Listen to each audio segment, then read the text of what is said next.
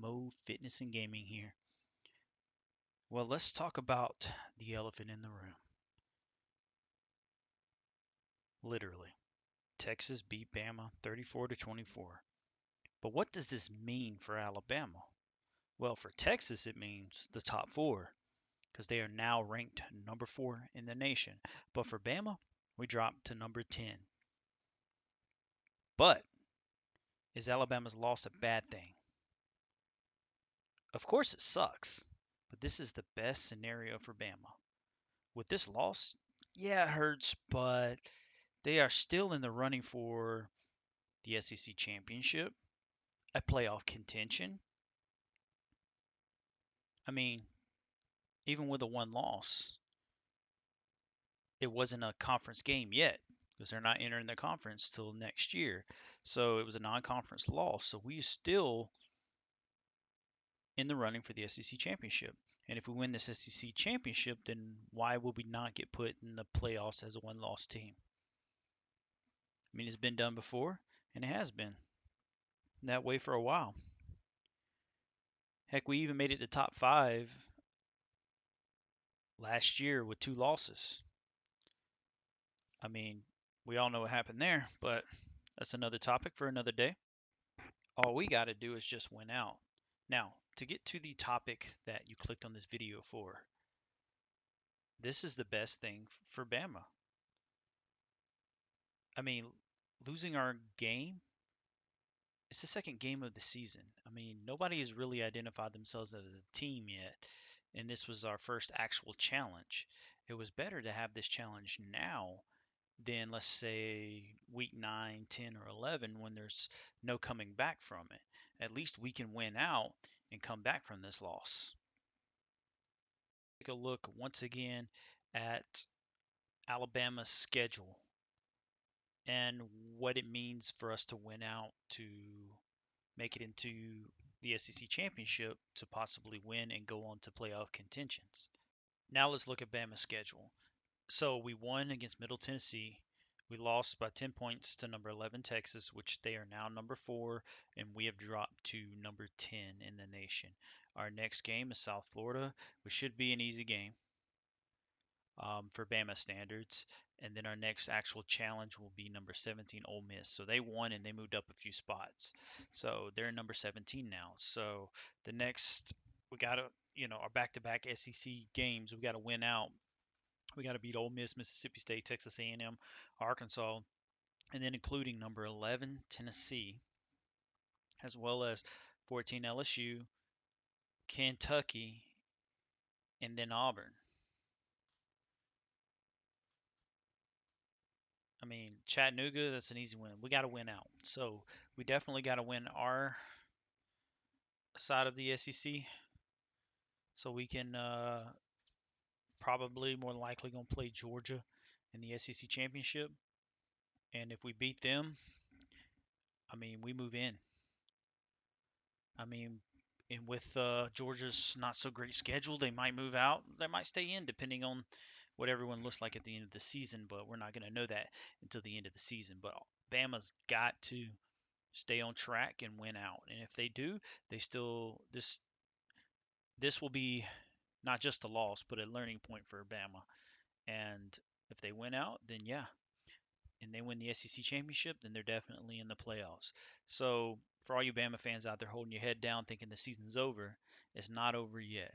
So let's go ahead and talk about the top 25 since the new polls came out. Just going to do a quick touch base on it real quick. Nothing crazy. We got Iowa, UCLA, Washington, Miami, Duke, and North Carolina from 20 to 25. Well, 25 to 20, I mean. And then we got 19 Oklahoma, and then Colorado Buffs. Mr. Primetime himself and Shadur Sanders moving up to number 18. They were 22. So they moved up a good 7 spots. Good for them. They deserve it. Then we got Ole Miss moved up 3 spots for their win. Then we got Oregon State 16, 15 Kansas State, 14 LSU, 13 Oregon because they barely hung on. Utah barely hung on, so they kept their spot. Tennessee dropped. Now, I didn't watch the Tennessee game, so I don't know how much they struggled, but I mean, they're still within the top 15, so their hopes are still alive as well. And then we got number 10, Alabama. We dropped 7 spots from 3 to 10, which is obviously well deserved. We lost. We had way too many penalties and problems. Um, it was a struggle. So let's go ahead and just talk about that real quick. So we had the quarterback situation with Jalen Milroe throwing 2 interceptions, and I'm not talking about like the defense made an incredible play for those interceptions. No, it's more like the quarterback threw it right in their hands. So there's clear 2 interceptions. We also had a good amount of penalties. I believe there were around 10 total penalties, if I'm not mistaken, between 7 and 10. But 2 of them resulted in a loss of a touchdown. So that's 2 touchdowns that we lost that potentially we would have won the game would have went in a completely different direction, but we had 2 touchdowns called back because of the offensive line. Most of our penalties came from the offensive line. We had a few on defense, but I mean the center, the false starts, the pre-snaps that caused crazy ruckus, the low snaps that made Jalen Milroe drop the ball on the ground. I mean, the offensive tackles. Come on, there's so many mistakes on the offensive line and the offensive side of the ball. They really got to fix that. I mean, we had a few on defense. Our defense didn't play that well either. But like I said, this is only the second game. We had to find our identity. But the penalties are unacceptable. These are veteran guys that should know better. But I'm sure Saban's going to address that in the locker room, and we won't see that much this season. But as we all know, everyone gets penalties here and there. But the amount that we had, it was pitiful. All right, so Notre Dame moved up to number 9, 2 spots. We had Washington, Penn State, who stayed the same. Ohio State dropped 2, while we got USC as number 5, and of course Texas, who moved up to number 4, which is well deserved. I'm not taking that win away from them at all. Alabama pretty much beat themselves, but they let a good team beat us as well. Florida State is number 3, number 2 Michigan, and of course number 1 Georgia.